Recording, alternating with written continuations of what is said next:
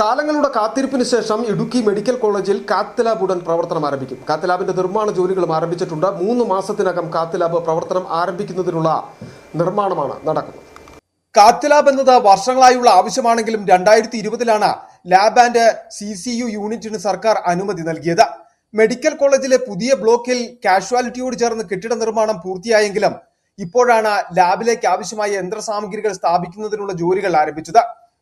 Dye injector, ventilator, സിമ്മം machine, pre cath ward തുടങ്ങിയ ആധുനിക നിലവാരത്തിലാണ് ലാബ് തയ്യാറാക്കുന്നത്. 8 കോടിയിലേറെ രൂപ ചെലവ് വരുന്ന യന്ത്രസാമഗ്രികളാണ് സ്ഥാപിക്കുന്നത്.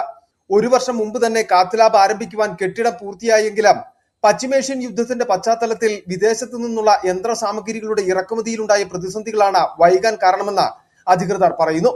എന്നാൽ കാത്ത് ലാബ് തയ്യാറായാലും ഡോക്ടർമാരുടെ നിയമനം തലവേദനയാകുമെന്നതാണ് കരുതുന്നത്. വിദഗ്ധ ഡോക്ടർമാർക്കൊപ്പം അനുബന്ധ ജീവനക്കാരെയും ഇനി നിയമിക്കേണ്ടി വരും. City vision, Idukki.